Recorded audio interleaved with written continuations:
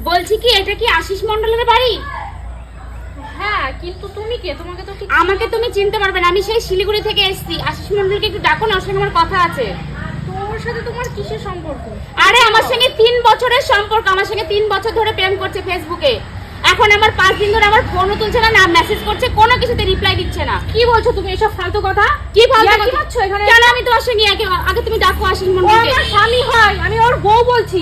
একদম ফালতু কথা বলো আর না। আমাদের বিয়ে হতে 10 বছর হয়ে গেল।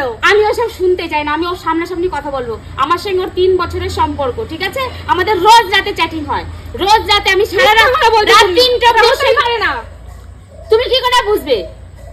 কারণ আমার স্বামী আমাকে খুব ভালোবাসে। ভালোবাসে না ছাই, তুমি আগে ডাকো।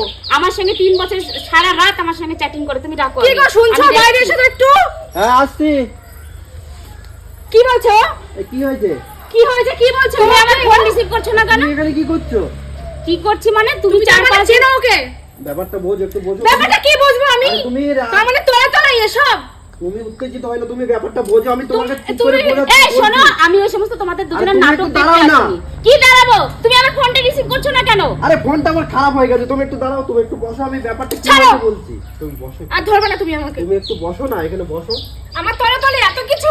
আমার না একটু ভুল হয়ে গেছে। ভুল হয়ে গেছে, আমি শুনতে চাইনি ওই সমস্ত। আমি তোমার বাড়িতে উঠে এসেছি, এইরকম আমাকে বিয়ে করতে হবে, আমি আর ফিরে যাব না। তুমি মারবা ধরবা বকবা কিচ্ছু করবো না, না। কিন্তু এইরকম ভুলের কোনো ক্ষমা নেই। আমার না ভুল হয়ে গেছে, তুমি বসো, বসো। তোমাদের নাটক আমার না দেখতে ভুল আমি হয়ে গেছে। আসিনি, আমি এখানে চুপ করো তো। কি চুপ করবো? আমাকে বিয়ে করতে হবে, কিচ্ছু করে। তুমি আমার সঙ্গে সারা রাত শোনো, চ্যাটিং ওর করে সাথেই থাকো শোনো, তুমি। তোমার সাথে আমি এই দাঁড়াও, তুমি কোথায় যাচ্ছ? দাঁড়াও, আমি তোমাদের ওর দুজনে- তোমাকে চ্যাট করেছিলাম, আমি ভেবেছিলাম আমাকে বিয়ে করতে হবে। এরকম ভাবে চলে আসবে আমি ভাবিনি। চলে আসবে না তুমি? আমি ভাবিনি তুমি সারা রাত জেগে আমার সঙ্গে কথা তুমি বলেছো। এইভাবে চলে আসবে তো কে আসবো জানে? তো, কি ভেবেছো? হ্যাঁ? তুমি তুমি কি ওখানে ভেবেছো? সেই শিলিগুড়ি থেকে এখানে চলে আসবে। বেশ করেছি। একটু টাইম পাস করেছি বলে তুমি একটু চলে আসতে হবে। টাইম পাস করেছো আমার সঙ্গে? আমি তো তোমাকে মন প্রাণ দিয়ে ভালোবাসি, তুমি টাইম পাস করেছো মানে? ওই সমস্ত নাটক আমি শুনতে চাইনি। তোমার স্বামীকে বলো আমাকে এক্ষুনি বিয়ে করতে। আমার সঙ্গে সারা রাত চ্যাটিং করে আমার বিরক্ত করেছে, আমার টাইম নষ্ট করেছে। আমি ওকে ভালোবেসেছি, ঠিক আছে? আমি শিলিগুড়ি থেকে এখানে এসেছি ওকে ভালোবেসে, ওকে আমাকে এখনই বিয়ে করতে হবে। তুমি টের পাওনি তোমার স্বামী বদমাইশি করে, তোমার স্বামী চ্যাটিং করে, তুমি টের পাওনি? আমাকে বিয়ে করতে হবে, আমি শুনবো না কোনো কিছু।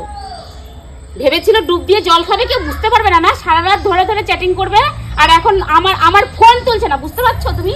ছোড়া দিদি ভাই, তুমি একটা মেয়ে মানুষ, আমার কথাটা তোমাকে বুঝতে হবে, ঠিক আছে? আমি এসব শুনতে চাই না, আমাকে বিয়ে করতে হবে। থাকো তুমি, আমি চললাম। আরে তুমি কোথায় যাচ্ছ? এত কিছুর পরেও তুমি আমাকে ফেলে রেখে চলে যাচ্ছ? এই তুমি বাড়ি যাও তো।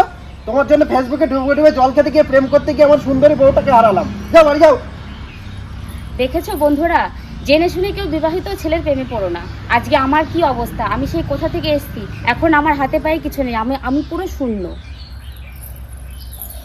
দেখলেন তো বন্ধুরা, ডুবে ডুবে জল খাওয়ার কি পরিণাম হলো। বউটাও আমার হারিয়ে গেল, গার্লফ্রেন্ডটাও চলে গেল। তাই বলছি বন্ধুরা, বিবাহিত জীবনের পর কখনোই পরনারী বা ফেসবুক চ্যাটিং কিছু করতে যেও না, তাহলে আমার মতো অবস্থা হবে। আমি এখন সর্বহারা।